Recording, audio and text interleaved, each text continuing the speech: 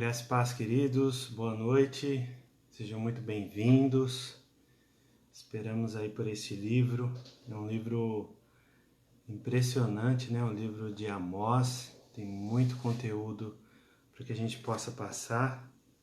Creio que a gente não consegue passar tudo numa aula só, né? De 1 hora, mas vamos aí colocar os pontos mais importantes, mais relevantes aí para que a gente possa estudar com mais clareza, né? Que o Espírito Santo possa falar conosco de uma maneira especial aí dentro desse panorama do livro de Amós, do Antigo Testamento. Então nós continuamos com a série Os 12 Profetas, né? Os 12 Profetas Menores. E eu acredito que vai enriquecer aí o seu estudo, ele vai ampliar aí a sua maneira de interpretar a palavra de Deus. Eu acredito que dessa forma você pode também trazer para este mundo, né? O mundo ocidental, o mundo do século XXI, e com isso a gente ter um entendimento melhor sobre o livro. E é importante valorizar o Antigo Testamento, né? É claro, é evidente que o Novo Testamento fala da vida de Jesus e toda a sua obra redentora. Isso, com certeza, é o que mais importa dentro de tudo. Porém, nós precisamos entender todo o panorama, todo o contexto, né, de como que isso chegou até nós, como que Jesus chegou até nós. Então, desde a eleição lá de Abraão até agora, né, com a pessoa maravilhosa de Jesus, trazendo essa redenção, essa restauração espiritual, essa restauração aí do da cadeira, né, de Davi, né, do reino de Davi. Amém? Glória a Deus. O pessoal está chegando, glória a Deus por isso. Eliane e o Cláudio já chegaram, graças a Deus. Vanderleia. O pessoal vai estar chegando aí, mas como já estamos no horário, vamos começar, né, para não estender muito. Vamos orar?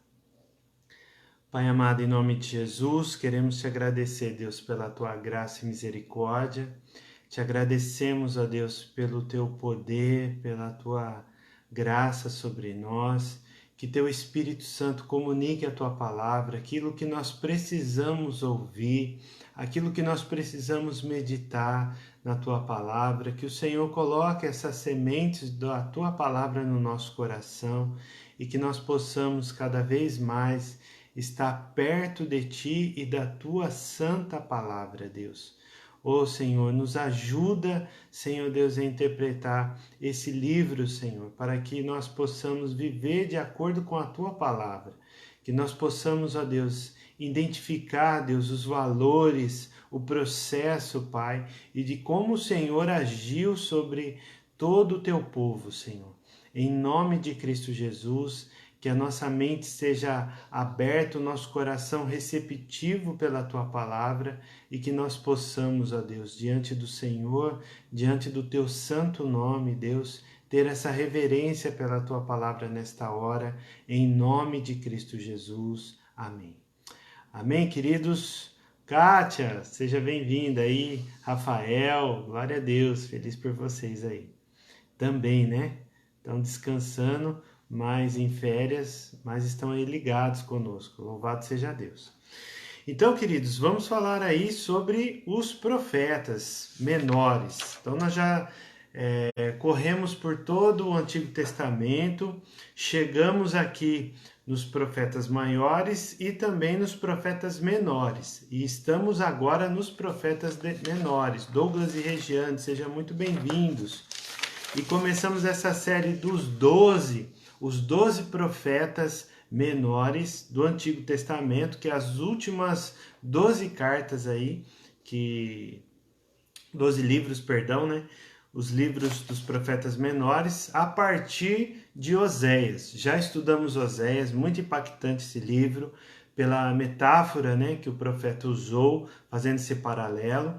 E falamos sobre Joel, um livro muito intrigante, né, com todo o contexto do batismo do Espírito Foi muito bom estudar. E agora nós estamos chegando aí com o livro de Amós. O livro de Amós tem 2 versículos que geralmente as pessoas ouvem mais, né? O livro é citado por esses 2 versículos. Um, quando diz que não existe concordância, né?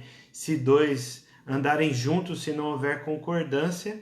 E o outro versículo é quando diz a respeito que Deus não faz nada sem antes revelar os seus profetas. Então, basicamente, esses 2 versículos que são muito lembrados.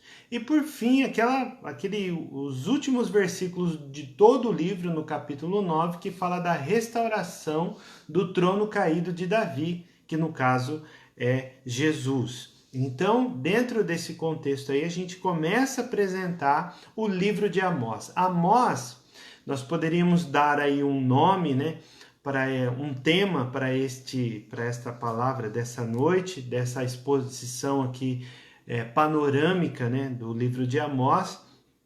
E nós poderíamos falar que é o juízo soberano de Deus sobre todas as nações, né, e também sobre o seu próprio povo. Então aqui, esse contexto, a gente apresenta o livro de Amós dessa maneira. Então o nome significa cargo, né? Algo pesado. Então Amós, efetivamente, foi essa a sua missão de apresentar ali ao povo de Israel esse cargo, né? Essa atividade profética muito pesada para a vida de Amós.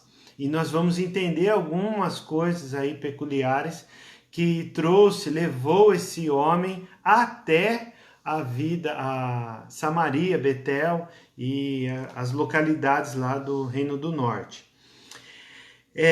Quem foi esse Amós? Amós, Graspar, Jaqueline, Diego, toda a família aí, sejam muito bem-vindos. Quem foi Amós? Amós foi um boiadeiro. Foi uma pessoa que cuidava de gado, de cabra, de ovelhas no Reino do Sul. Ricardinho, graça e paz, seja muito bem-vindo. Então, lá no Reino do Sul, em Tecoa, essa é a cidade, né, que nós vamos ler aqui. Vamos ler já Amós, os 2 versículos. Espera aí que você esteja aí com o seu caderno de anotação e também a sua Bíblia aberta.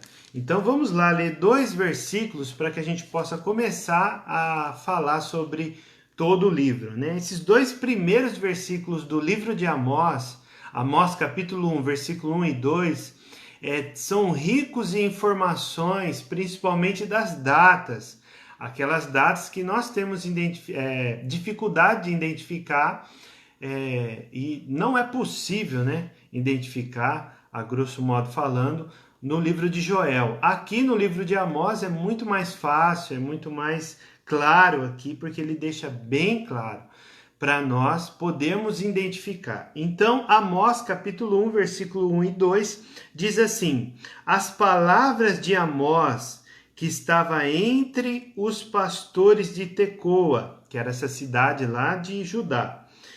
O que ele viu a respeito de Israel nos dias de Uzias, rei de Judá, e nos dias de Jeroboão, filho de Joás, rei de Israel, 2 anos antes do terremoto. Versículo 2: e disse: o Senhor bramará de Sião e de Jerusalém, dará a sua voz. Nas habitações dos pastores haverá pranto, e secar-se-á o cume do Carmelo. Amém? Olha só quantas informações a gente já tem aqui, e dá para falar, né, toda esta aula aqui só nesses 2 versículos. Porque nesses 2 versículos a gente encontra bastante coisa. Em outras traduções, essa tradução minha aqui é contemporânea, mas a tradução, por exemplo, da Nova Almeida Atualizada, uma mais recente agora de 2017, ele vai estar falando, não sei a sua aí agora, na sua mão, qual que é, mas ele fala da palavra de Deus que veio sobre visões. Então a palavra de Deus veio sobre visões. Então quer dizer o quê? Deus falou com o profeta e apareceu para o profeta. para que ele pudesse falar, tá? Primeira consideração que a gente vê aí. Então essa cidade de Tecoa, ela tem aí a sua no sul lá de Jerusalém, né? Mais ou menos uns 11 quilômetros, mais ou menos ao sul de Benjamim, a tribo de Benjamim, e 9 quilômetros mais ou menos, 8 quilômetros do sul também de Jerusalém. Então aquele era o território muito propício para o cultivo de gado, né, de animais ali, né? No caso, o gado, a cabra, a ovelha, que eles cuidavam naquela região. É uma região bem próspera, tem bastante pastagem e propício para isso, né? Sicômoro seria algo da agricultura, agricultura no caso do gado, e também agropecuária, né? Que ele tratava também com alguns peixes, né? Segundo alguns historiadores, tá? Então, alguns historiadores falam nesse sentido dessa região de Tecoa aí, do sul de Belém de Judá. Então, em que contexto Amós ele aparece aqui, né? Ele é contemporâneo de Oséias, mas também ele é um pouco mais velho, né, do que Isaías e Miqueias. Então, esses dois profetas que vieram, teoricamente, um pouco mais adiante. Mas Amós ele aparece ali com essas duas informações no texto que nós acabamos de ler. Foi o rei Uzias, que era o rei da localidade que pertencia à cidade natal, vamos dizer assim, de Amós, né? E esse rei, ele foi um rei teoricamente bom, né? Ele fez bastante coisas positivas, concentrou ali o povo, a adoração a Deus, né? Derrubou alguns altares, mas não todos. Porém, no finalzinho da sua vida, já com seus dias avançados, ele tomou uma atitude muito errada. Onde você encontra essa história? Se você quiser anotar aí, em 2 Crônicas, 2 Crônicas capítulo 26. 2 Crônicas capítulo 26 vai narrar toda essa história do rei Uzias, um rei, né, positivo ali dentro do seu contexto e da sua época, né, no ano mais ou menos 760 a.C., e no século VIII, né, que ele foi o rei em Judá. Lembra que já tinha sido separado, tá?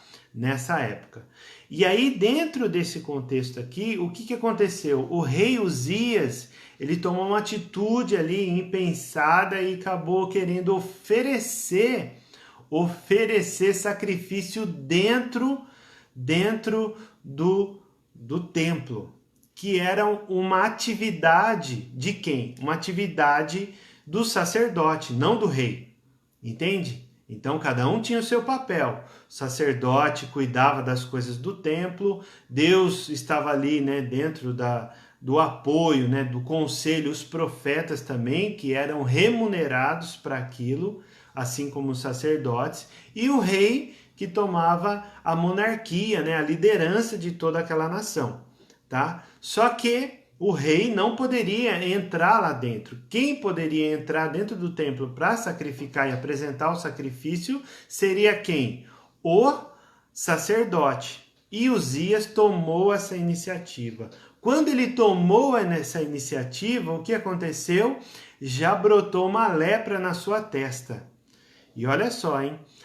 Brotou essa lepra na testa dele e aí sim ele se tomou, né, com esse choque, né, que também o rei Uzias de Judá se assustou com aquela situação. Os levitas ali, os sacerdotes, removeram ele de lá dentro do templo e ele viveu o resto da sua vida separado por causa da lepra. E o seu filho mais novo começou a reinar, né, naquele lugar. Então todas essas informações estão lá em 2 Crônicas capítulo 26.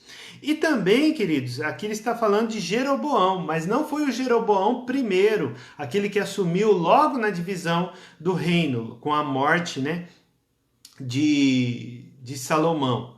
Aqui já faz bastante tempo, praticamente aí quase 2 séculos, que aí entrou esse Jeroboão II. Esse Jeroboão II é um rei lá do norte que estava numa condição muito estável, muito próspera, era um rei muito bem administrável, e ele administrou todo o reinado com seu cultivo, agricultura, começou a prosperar, conquistou algumas cidades, né, principalmente Damasco, né, só dando uma pausa aí na explicação.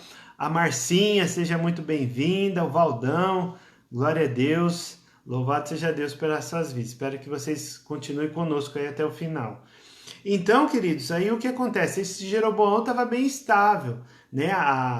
Era a continuidade, vamos dizer assim, né? Ou um segundo momento muito semelhante com a idade do ouro, né? O tempo do ouro ali de Davi, do rei Davi, né? E o rei Salomão, aquela pompa do seu reinado e tudo mais. Então, esse rei Jeroboão II, no século VIII, ele estava vivendo essa proeza dentro de Israel, né? Essa coisa positiva, entre aspas, né? Que a gente vai explicar que não era, mas era um lado assim economicamente muito estável, de muita riqueza e prosperidade que estava acontecendo dentro do reino.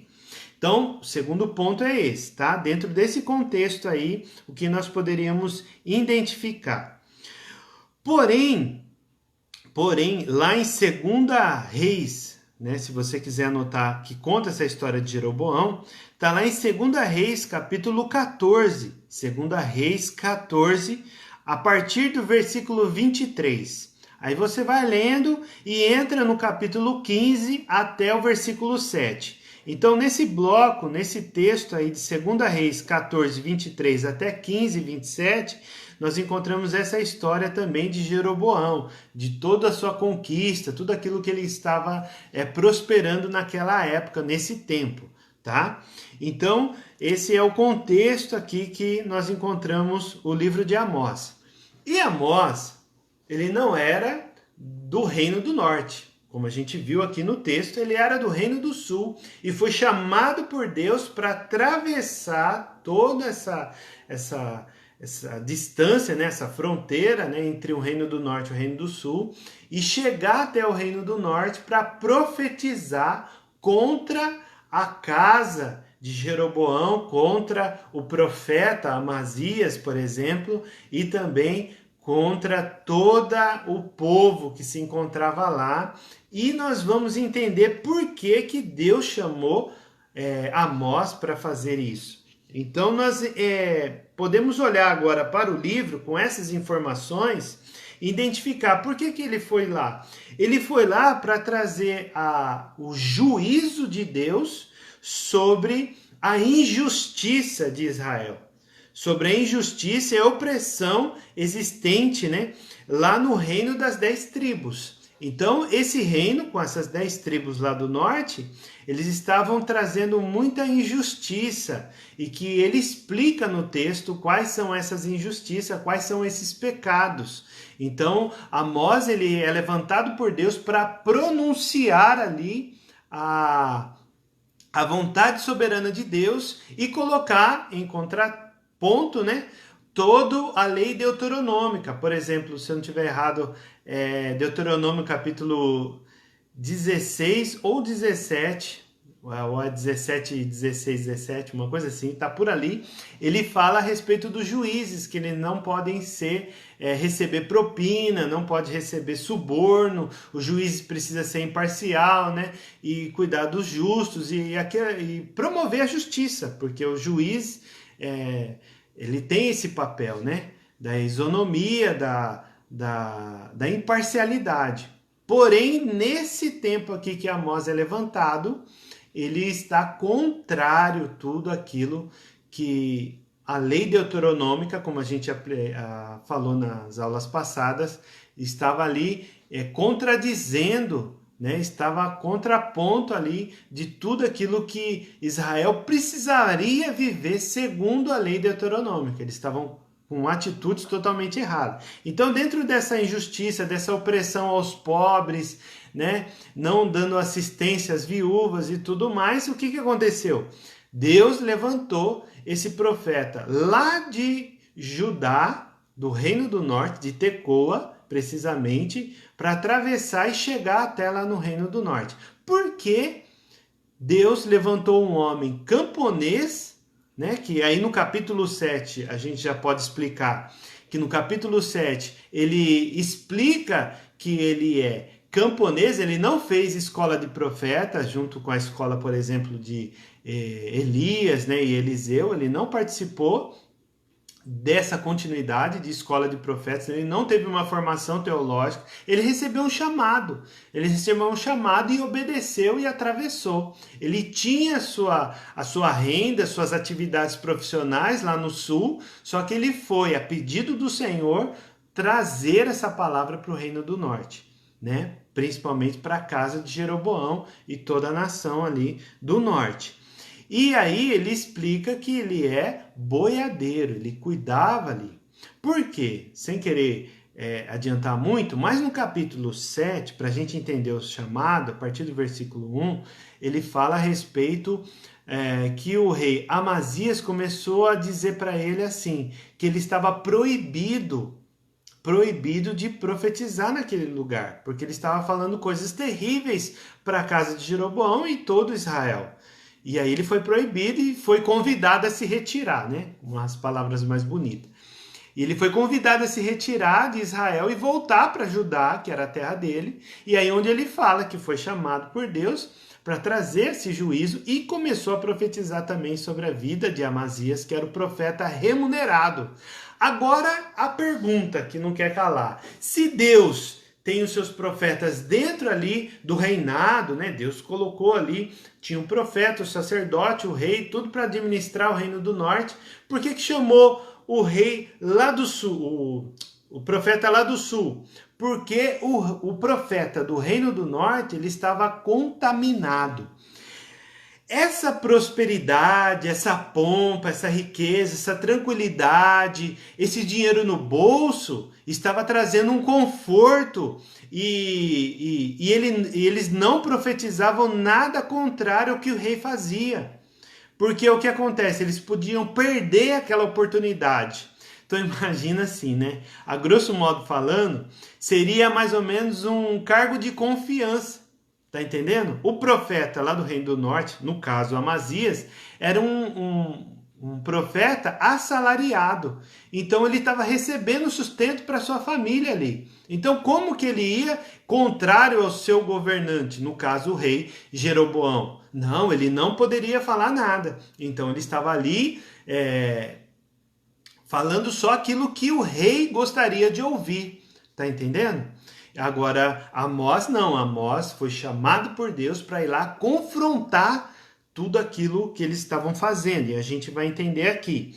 Primeira coisa que nós poderíamos falar sobre o livro de Amós é a divisão do livro.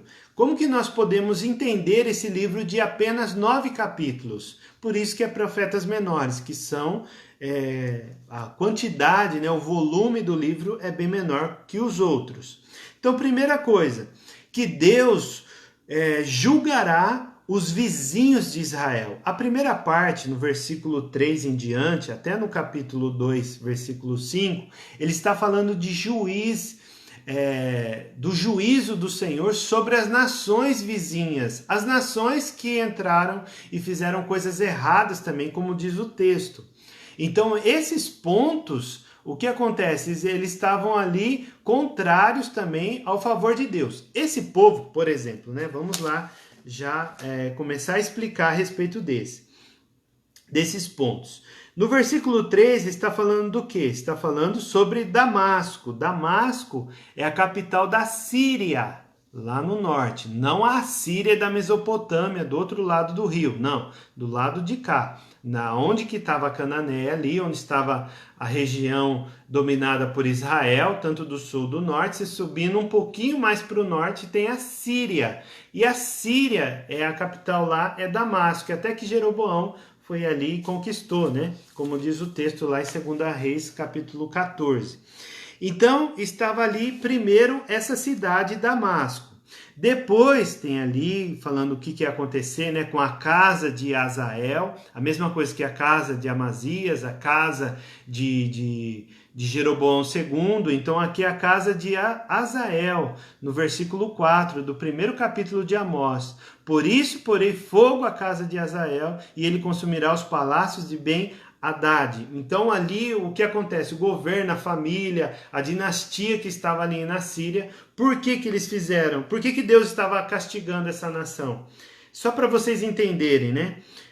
Diz assim no versículo 3: assim diz o Senhor, por 3 transgressões de Damasco e por 4 não retirarei o castigo, porque trilharam a Gileade com trilhos de ferro. Eles foram muito violentos, usaram de muita crueldade com o povo a conquistar. Então Deus estava punindo ali. Então 3 ou 4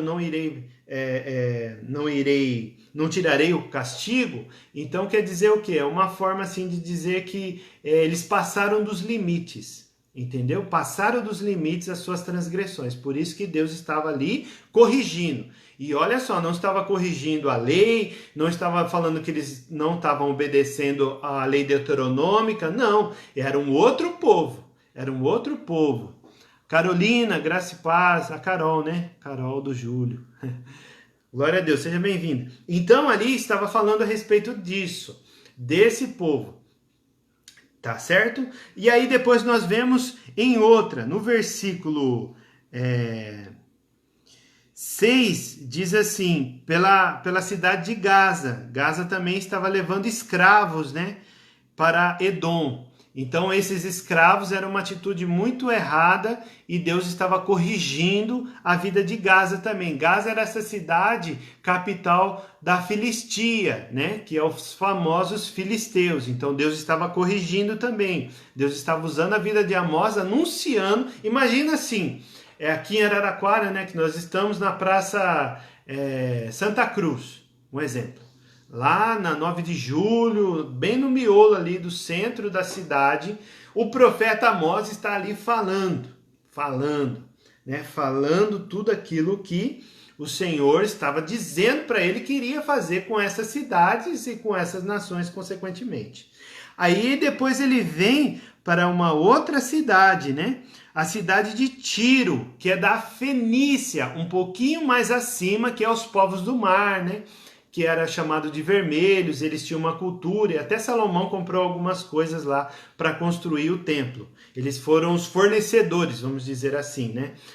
Os fenícios. Então Tiro também, por causa da sua transgressão aqui, por exemplo, no versículo 9, né? Assim diz o Senhor, por 3 transgressões de Tiro e por 4 não retirarei o castigo, porque entregaram, todos os cativos a Edom e não se lembraram da aliança dos irmãos. E por isso porei fogo no muro de Tiro e ele consumirá os seus palácios. Então até aí o que acontece? Começa muita informação, né? Ah, meu Deus. Mas vai pegando aí, vai anotando o que vocês conseguirem aí. Então chegando toda esses povos, né? Esses reis, esses povos gentios, pagãos, povos que não pertenciam à linhagem de Abraão. Então essas 3 cidades, essas 3 nações estavam sendo corrigidas pelo Senhor pelas atitudes que eles demonstraram. Beleza? Tudo bem até aí. E aí o que acontece? No versículo 11 já começa a falar de um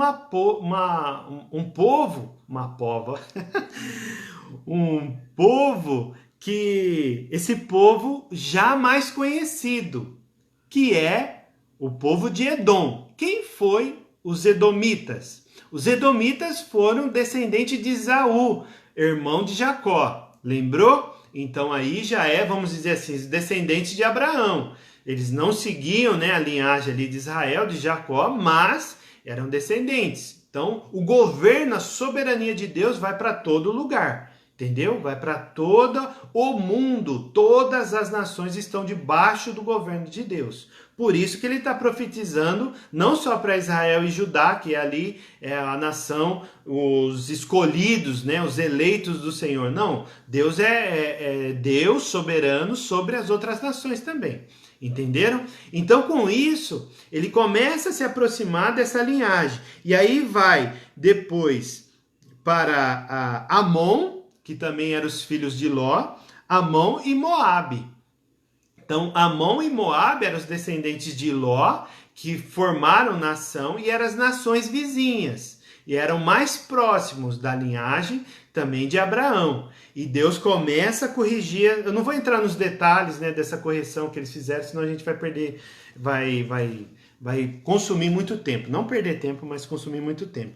Mas aí o que eu quero dizer? Que aí começa a aproximar. Imagina, Amós está lá na praça pública lá, né, na capital do Reino do Norte de Israel.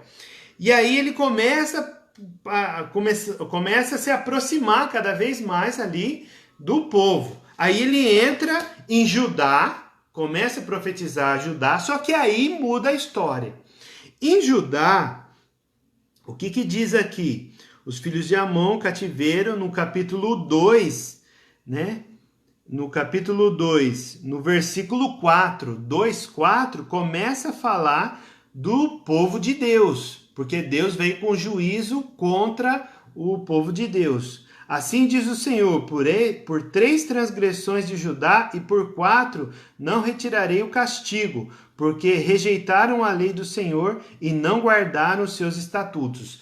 Veja bem que isso ele não cobra, Deus não cobra de Tiro, não cobra de Damasco, não cobra de Gaza, muito menos de Edom, de Amon e Moabe. Não cobra dessas nações, mas cobra de Judá. Porque ele começa onde? Ele começa na casa de Deus. Jerusalém era na tribo de Judá. Então ele começa a cobrar aquilo que eles deveriam fazer. Lembra que Israel, como um todo, né, as 12 tribos, precisava ser modelo para essas outras nações? Eles não estavam sendo. Então Deus está aqui entrando com o seu castigo, entrando com a sua correção, né? E com isso, ele chega em Jerusalém. Até aí, aquela plateia que estava ali na praça pública, que Amós estava profetizando, estava aplaudindo, porque eram nações inimigas, né? A Filistia, a Fenícia, Edom, era tudo povos que oprimiam a Israel, oprimiam. Quando chegou em Judá, eles não gostavam de Judá mesmo, né? Eles tinham aquela aversão, porque... até que o Jeroboão I fez aqueles 2 bezerros de ouro, fizeram os templos lá, né, no território de Israel, para que o povo não descesse para Judá, não descesse para Jerusalém, então tinha aquela rincha. Até aí tudo bem, eles batiam tudo. Só que aí a carapuça começou a servir para Jerusalém. E ali a coisa começou a apertar, queridos. Ali começou a apertar. Por quê? Porque no versículo, como a gente disse, né? No versículo 6, começa a dizer ali. Assim diz o Senhor, Amós capítulo 2, versículo 6. Assim diz o Senhor, por 3 transgressões de Israel e por 4 não retirarei o castigo. Porque vende o justo, aí já aponta o pecado também, assim como Judá. Porque vende o justo por dinheiro e o necessitado por um par de sapatos, um par de sandálias. Então eles estavam fazendo o quê? Estavam fazendo uma balança de 2 pesos, 2 medidas. Então alguns eles tratavam de uma maneira e outros tratavam de outra. Para quê? Para se enriquecer. Entende? Então Deus vem severamente e aqui coloca no versículo 7, suspirando pelo pó da terra sobre a cabeça dos pobres. Então, suspirando por esse desejo de opressão, de receber vantagem sobre o povo para trazer mais riqueza para a liderança, para o reinado de Jeroboão. Entende? E eles perverteram o caminho dos mansos, e um homem e seu pai entraram, a mesma moça, ou jovem, né, dependendo da tradução. Então coabitaram com essa jovem. E essa jovem, pelos hebraístas aí, né, aqueles que estudam hebraico, eles dizem que essa jovem seria uma prostituta cultual, que tem todo aquele problema, né, das fontes lá da religião cananeia. Então todo esse contexto, então o pai e o filho homem, né, o pai homem, né, obviamente, e o filho também homem, deitavam com essa prostituta cultual, com essa jovem.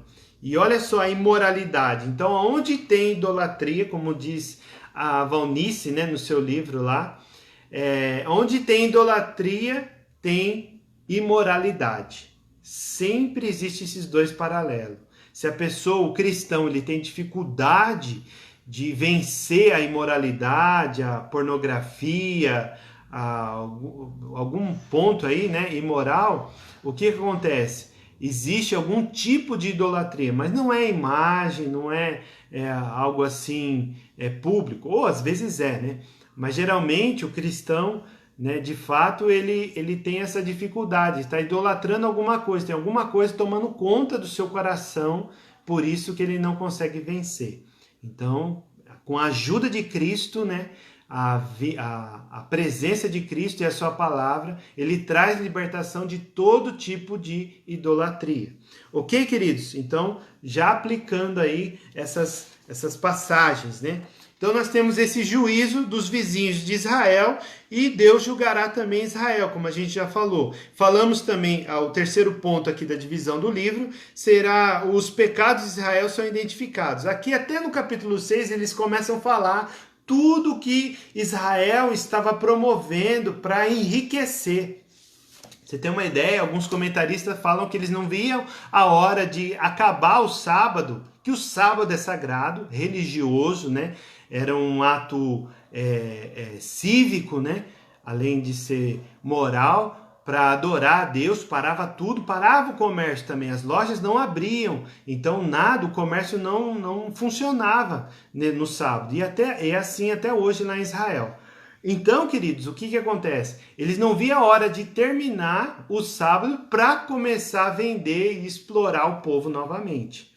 Entende? Então, Deus já não tinha mais prazer na vida deles, na religião deles que eles estavam apresentando, porque era uma religião falsa, por sua vez, porque eles estavam ali com as suas festas solenes, que Deus não tinha mais prazer, estavam ali santificando o sábado, estavam sacrificando na casa do Senhor, só que existia o sincretismo religioso, adorando outros deuses e essa parte imoral que a gente acabou de citar aqui do livro. E aí o que acontece? Deus já não tinha mais prazer nisso, porque eles estavam sendo injustos, estavam oprimindo os pobres para arrancar mais dinheiro. Estavam ali, aquele que era justo, eles estavam praticando a injustiça para trazer benefício, riqueza, por multa e essas coisas. E também chama, no capítulo 5, uma das identificações, né, do capítulo 5, ele chama... capítulo 4, no versículo 1, por exemplo... Amós capítulo 4, versículo 1, diz assim: ouvi esta palavra, vós vacas de Bazã, que estáis no monte de Samaria, que oprimes os pobres, que quebrantais os necessitados, que dizei aos seus senhores, dai cá e bebamos o vinho, né? Então, que vocês tragam vinho, os maridos dessas mulheres que tragam vinhos. Jurou o Senhor... por Javé, né, pela sua santidade, que dias estão para vir sobre vós, em que vos levarão com anzóis e a vossa descendência com anzóis de pesca. Então quer dizer o quê? Imagina aquelas mulheres ricas, pomposas, né, cheio do luxo. O texto ainda fala, né, só a gente citando aqui, que o texto ele fala a respeito das casas, né? Tinha casa de inverno, tinha casa de verão, cama de marfim. Então imagina a riqueza que existia lá. E essas mulheres são chamadas de vacas. Quando eu li isso daí eu tomei um susto, porque aqui no Ocidente, né, aqui no Brasil, como como que poderia falar, né, uma linguagem dessa? Esse é um insulto, né, uma forma muito pejorativa. Porém, aqui no contexto de Amós, lembrando que ele era boiadeiro. Ele cuidava de vaca, de boi, de ovelha, de cabra. Então ele usou essas vacas de Bazã, que seriam as mais valiosas nesse sentido. Entende? Então não é uma forma pejorativa de ver esse ponto aqui. Tá ok? Não sei se alguém se deparou com essa dúvida aí, mas só explicando. E, por fim, aqui, as 5 visões, né, da destruição que são relacionadas. Então, essa época aqui, só relembrando, foi antes do cativeiro assírio. Né? Então, se foi no ano 760, provavelmente, e o cativeiro foi 722, então tinha aí 38 anos ainda para acontecer isso. Então ele estava ali profetizando que aquilo iria acontecer, ia levar o povo cativo além de Damasco. Então, se Damasco é lá no norte, né, dentro do fértil crescente, né, aquela meia-lua lá, é lá no norte de Canaã, além de Damasco, então, pela Mesopotâmia, você teria que dar a volta toda, né, para entrar lá na Mesopotâmia, entre rios, onde estava ali situada a Síria, e mais para baixo Babilônia. Entenderam? E a gente vai fazer a aplicação ainda, Kátia. Daqui a pouco a gente vai começar essas aplicações. A Wanda também colocou, né, vendo por esse lado, glória a Deus. Então, queridos, a gente vê essas 5 visões, as visões de destruição, propriamente dita, né? E a gente vai entrar aqui rapidamente aqui. E por fim, né, aquilo que é mais importante para nós entendermos, e principalmente quando se lembra de Jesus, é a restauração final de Israel, que é assegurada pelo profeta. Você imagina, por quê? O profeta ele não queria ali, não tinha prazer em condenar o povo, não queria trazer aquela pressão, aquela coisa. Não, ele queria que o povo se arrependesse, né? Porque no capítulo 5, se eu não estiver errado, ele fala por diversas vezes, por 3 vezes, se eu não estiver errado, 3 ou 4, ele fala, por exemplo, 5:4, porque assim diz o Senhor à casa de Israel, buscai-me e vivei. Então está falando para o povo buscar, para o povo se arrepender, porque pode ser que Deus mude de ideia pela conduta do povo, mas o povo estava ali duro de coração, dura serviço, né? Então a gente viu um comentário também, é bem propício falar isso quando a gente está falando do gado. Por quê? Porque lá no Reino do Norte eles tinham 2 bezerros de ouro, lembra? Que Jeroboão I levou lá e fez todos aqueles altares, né, para o povo de Israel não descer até Judá para adorar a Deus. E aí o que acontece? Jeroboão veio do Reino do Norte, veio do Egito, né? Ele foi fugido para o Egito, porque Salomão descobriu que ele queria pegar, né, o reino e tal, então ele fugiu lá, depois que Salomão morreu, ele voltou. E aí o que acontece, queridos? Dentro desse ponto, o que a gente chama a atenção? Lá no Salmo 115, ele fala que aquele que idolatra, aquele que cultua o Deus falso, vai se tornar como ele. Olha só que interessante essa informação que um comentarista divulgou aí. Aí a gente vê o quê? A gente vê que essa linguagem que Deus fala, dura serviço, né, e várias outras coisas estão relacionadas com a idolatria, o sincretismo religioso do povo. Então o povo adorava a Deus, mas adorava esses outros deuses. Então eles pegavam e traziam para si, né? A Tassi, graça e paz, seja bem-vinda aí. Então trazia para si todo esse contexto aí. Entenderam, queridos? Então, por isso que tinha essa linguagem, né, de boi, de anzol, de caçar, né, de laçar, porque igual bicho, porque o bicho estava lá sendo adorado. Então o povo estava se tornando como ele, por isso que Deus muitas vezes no Antigo Testamento estava tratando com isso. Então, glória a Deus, eu estou empolgado porque eu estudei bastante esse livro aí, eu queria falar mais umas 2 horas, mas está acabando já o nosso tempo.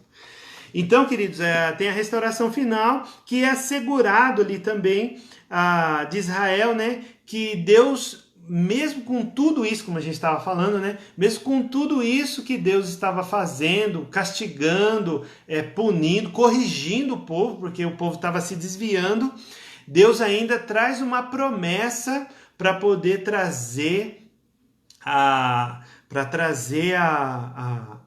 e reunir novamente, né? Como que eu posso dizer? Congregar, né? Congregar novamente o povo. Olha só, então você imagina que Amós ele não tinha esse prazer de trazer essa punição para o povo. Ele queria que o povo se arrependesse.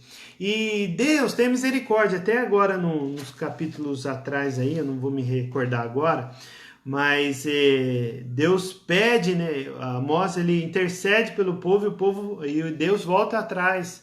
Então Deus ele não queria mesmo que levar o povo cativo, mas por conta de tudo aquilo que a gente já viu até agora, acabou acontecendo. Mas mesmo assim, Deus ama o povo e fala ao povo de Israel que lembra quando eu tirei vocês do Egito? Lembra quando eu tirei vocês lá do Egito? Então Deus ele tem esse amor por aquela aliança.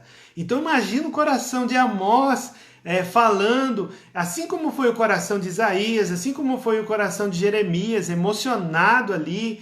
Então, tudo isso traz esse peso, esse cargo, essa pressão na vida também de Amós, né? Esse peso para poder trazer essa palavra para o povo. Entende? Aquilo que Deus estava pedindo para ele. Amém, pastor Romildo? Glória a Deus, hein? Depois você me dá uma nota aí, avalia aí a pregação, hein? Você é o meu tutor aqui. Glória a Deus. Então, seminarista, né? Então, por isso que ele é tutor, viu, gente? Então, queridos, aí nós vemos essa situação aqui. Então, o que há de especial em Amós? Há queixas, né, de Deus contra Israel, os pecados que exigem juízo, como a gente viu, né? E a Carol também, a Carol é seminarista também, vale lembrar, glória a Deus. Israel mostrará também desdém, né, a seguir a falsa religião instituída por Jeroboão I. Então ele já cita lá Jeroboão I, tudo aquilo que ele construiu, né, de idolatria no reino, e foi continuando. Então Deus estava mostrando isso daí. Desprezava também Deus quando oprimia os pobres. Então Deus tinha esse desprezo, porque é a opressão dos pobres. Lá em Deuteronômio, o que ele fala? Para ajudar os pobres. Então, em Levítico, fala do quê? Para não colher retirar todo o fruto da colheita, para deixar algumas que caíram no chão para o estrangeiro, né? Para os pobres, para as pessoas que estavam ali necessitadas. E não era isso que o povo lá de Jeroboão II estava fazendo. Eles estavam castigando o povo, arrancando tudo, todos os impostos. Né? Então essa religião falsa, imoralidade e injustiça social foi o motivo do distanciamento, né? para com Deus, do povo para com Deus. Então, falsa religião, quero ler 2 versículos aí no capítulo 5 de Amós. Capítulo 5 de Amós, versículo 21 e 22. O que diz? Aborreço, desprezo as vossas festas, as vossas assembleias solenes, não me dão nenhum prazer. Misericórdia, imagina, a gente está fazendo um culto lá, uma festa, uma celebração ao Senhor, e Deus fala isso para nós. Não me dão nenhum prazer, não me dão nenhuma alegria, eu não estou gostando daquilo que vocês estão fazendo. Misericórdia, né?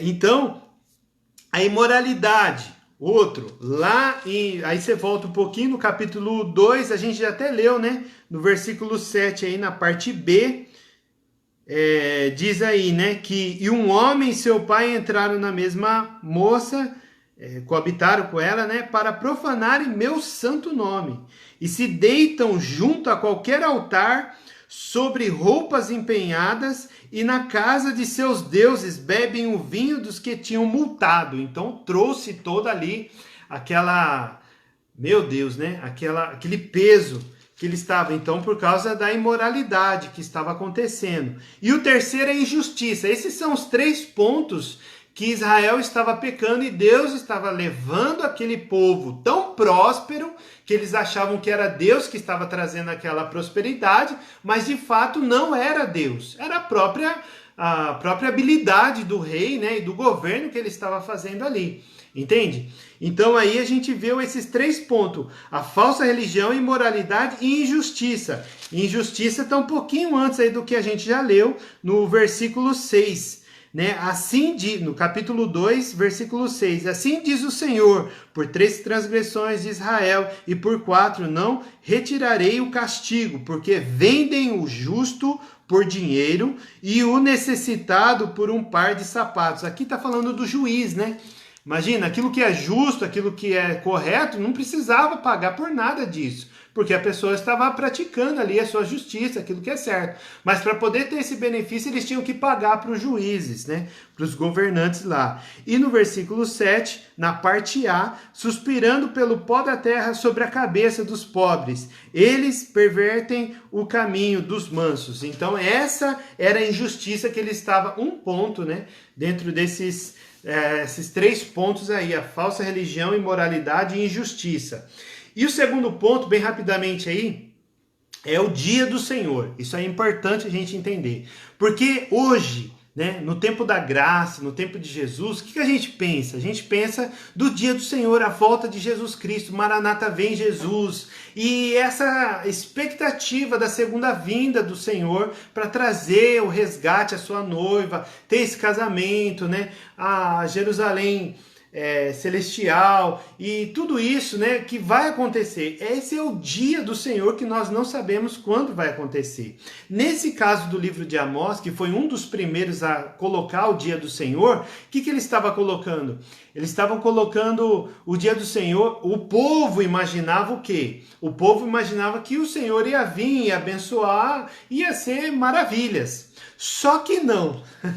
Por que só que não? Porque o dia do Senhor, ele relata que é trevas, é dia de Deus intervirá, né, na história humana, vai mudar o curso, o que aconteceu com os cativeiros, por exemplo, né? É de uma forma punitiva contra o pecado o dia do Senhor, não era uma coisa para celebrar, era uma coisa para temer, se arrepender. Então o dia do Senhor era pesado. Sofonias capítulo 1, versículo 7, ele fala a respeito do dia do Senhor também, né? Então mandarei ao exílio para além do Damasco, esse é o dia do Senhor. Então em Joel, como a gente viu semana passada também, relata esse dia do Senhor, né? E outro ponto aqui importantíssimo também são as 5 visões de destruição que Amós teve, bem rapidamente. Então foram 5 visões, do capítulo 7 até o capítulo 9, versículo 10, indo para o finalzinho, ele tem 5 revelações: os gafanhotos, o fogo, o prumo, o fruto maduro demais e Javé, que fica junto ao altar em Betel, que desmorona sobre a cabeça do povo. Então essas 5 visões que Amós teve da destruição de Israel. Então os gafanhotos não eram como no Egito, porque os gafanhotos vieram para consumir tudo, e de fato isso aconteceu, né? Principalmente no reino quando o rei da Síria veio para conquistar Israel e tomou Samaria e todas as cidades, ele trouxe esse pavor, né? Porque eles eram muito violentos. Então esses gafanhotos, o fogo que também consumiu Judá, destruiu o templo.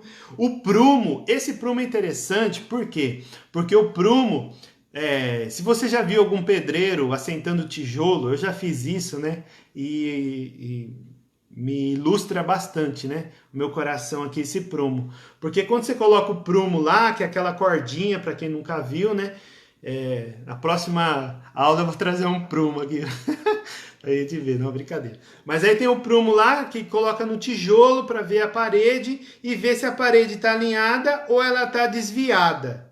Foi isso que Deus fez. Mostrou essa visão para Amós. Amós viu e olhou o que o povo estava desviado da palavra do Senhor, da conduta, da vida digna dele. O fruto maduro demais tem o sentido do quê? Esse fruto maduro demais, você já viu, né, Kátia? a obra lá na sua casa várias vezes, né?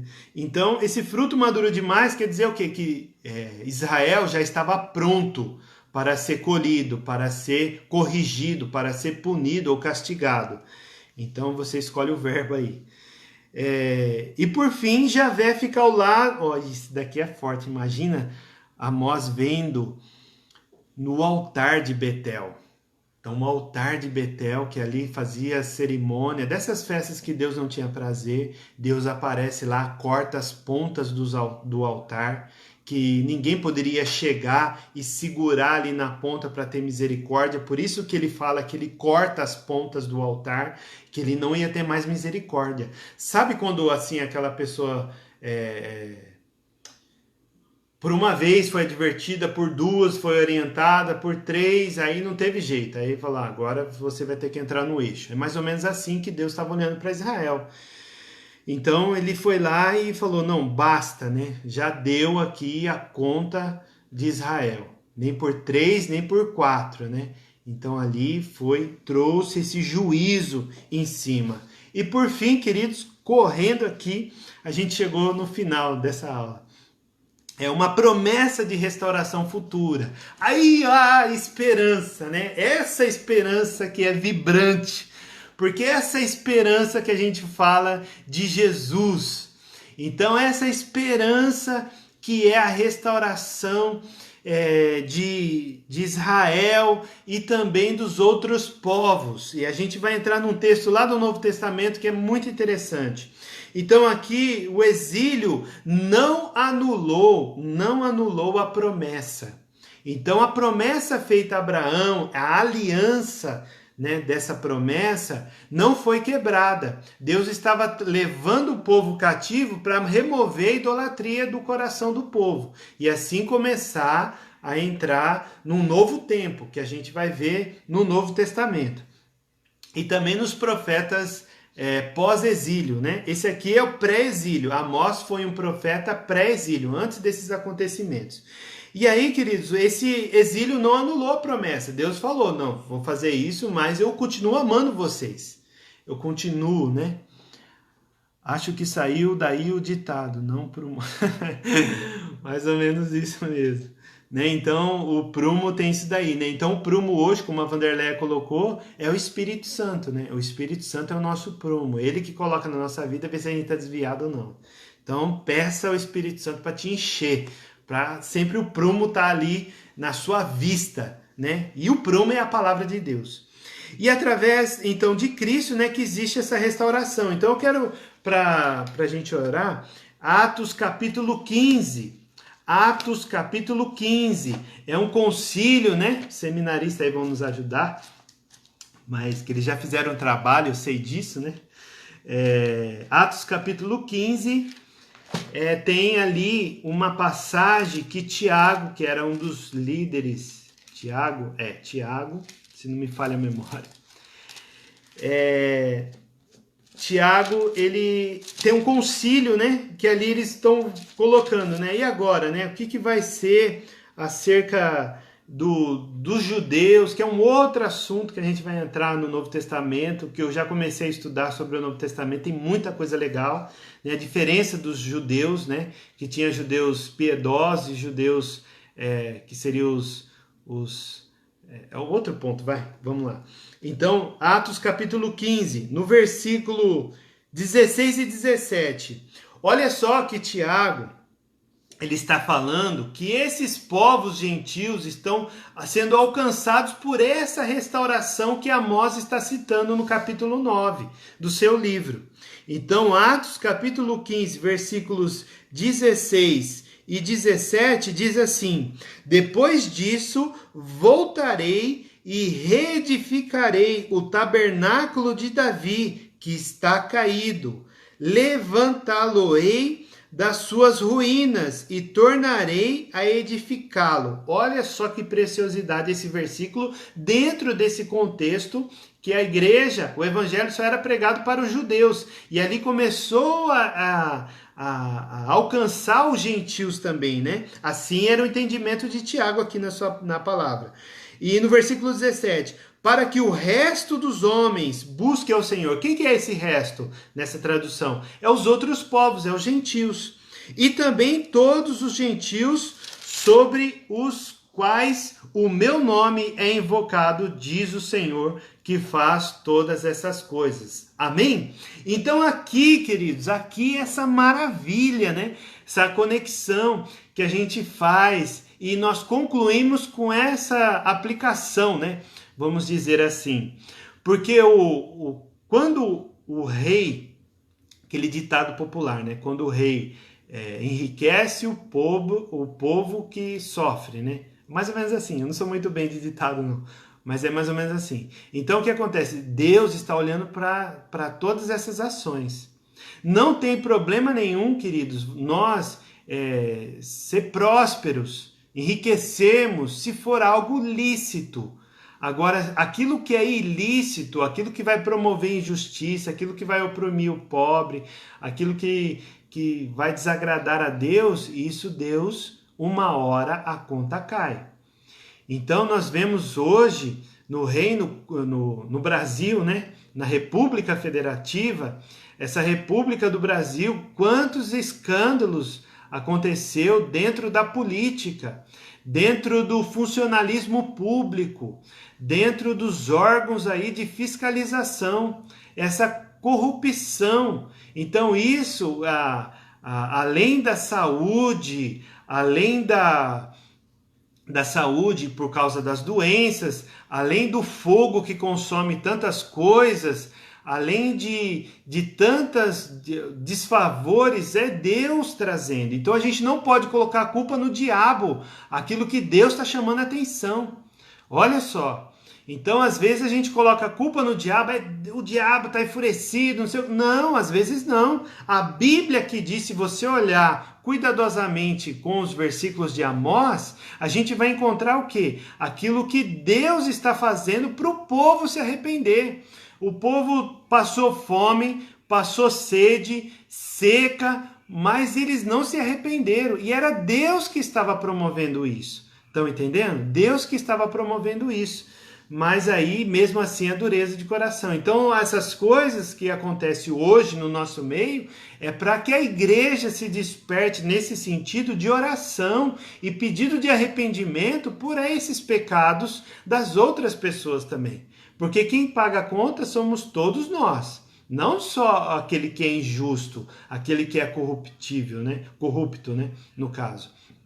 Então nós temos isso que nós precisamos pensar, né? E encarar isso como uma forma de restauração, que Deus nos ama, Ele nos guardou, está guardando a nossa vida contra todas essas situações que estão nos cercando ultimamente, porém Ele quer o quê? Essa aproximação,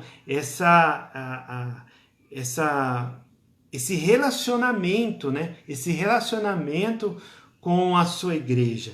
Então nós precisamos entender esses pontos para que a gente possa entender o livro de Amós e aplicar na nossa vida pessoal, né? Aquilo que nós precisamos de fato, né? Então, a verdadeira religião está sendo muito debatido aí, né, por tantas coisas. Então, nós estamos tudo no mesmo barco mesmo, e Deus nos corrige, né, porque nos ama, com certeza. Então, esse debate da religiosidade, esse debate da falsa religião, e também, né, com certeza, a verdadeira religião, está precisando o quê? Da gente praticar, né, praticar a justiça social. Então, se nós temos uma, entre aspas, né, uma religião verdadeira na nossa concepção, mas a gente não tem a justiça social, o que acontece? Tem um rompimento desse pacto com Deus, porque Deus não vai se agradar.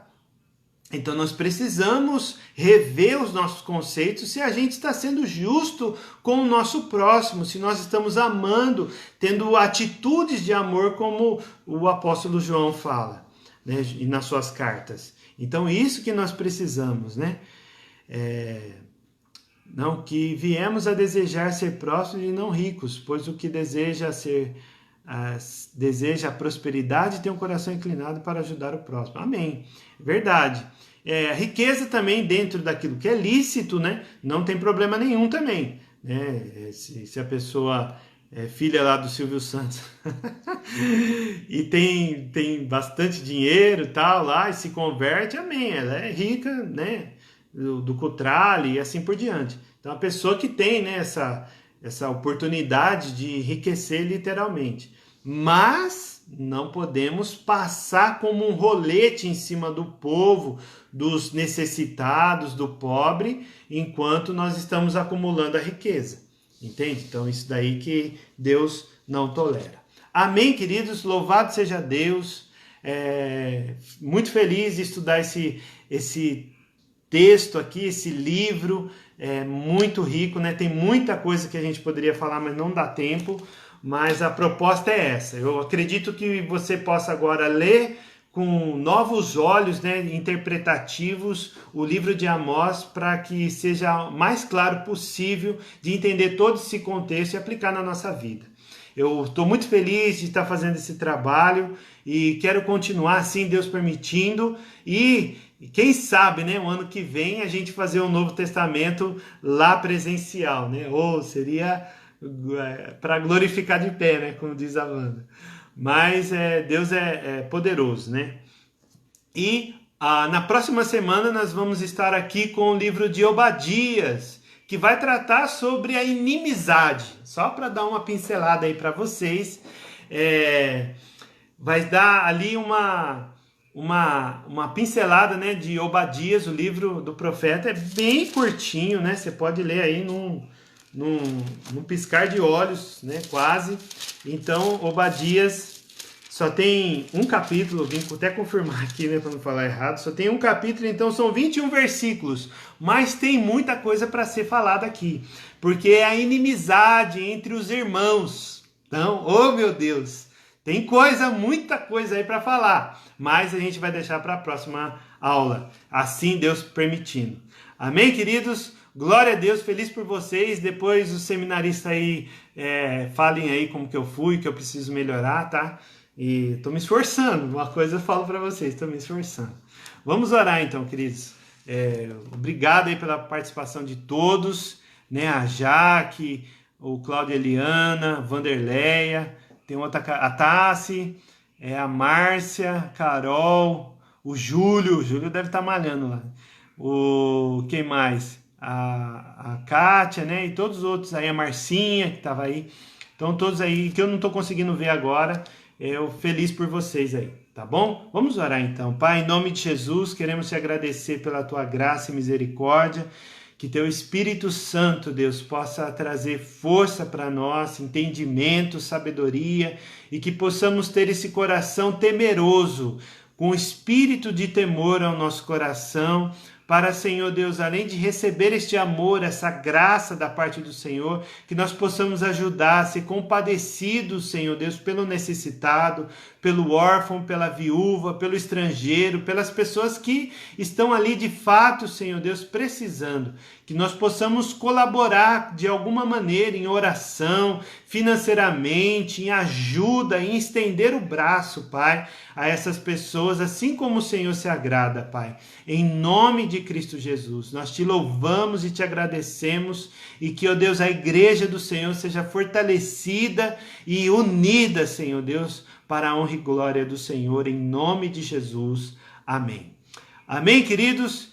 Deus abençoe, feliz por vocês. Um beijo no coração e até a próxima semana. E o culto de celebração aí. E quero fazer aqui um parênteses aí, se você está me ouvindo. Hoje é dia 8, né? 8 de outubro de 2020. E sábado agora, na igreja aí do Brasil para Cristo, nós vamos ter uma celebração, inclusive o Romildo e a Carol vão estar lá finalizando, né, uma parte aí do seminário. Se você estiver na cidade, se você estiver aí com a agenda vazia, né, não tem nenhum compromisso, vai lá conosco na Olímpio Bolzan 590 no Selmi Day, lá na Brasil para Cristo, do pastor André. Vai ser um culto de ação de graças lá, né, devidamente com as máscaras, né, com o distanciamento e tudo mais. Então, se alguém quiser acompanhar lá, vai ser bênção. Eu vou me esforçar, assim, Deus permitindo, estarei lá. Tá bom, queridos? Deus abençoe, um forte abraço, graça e paz.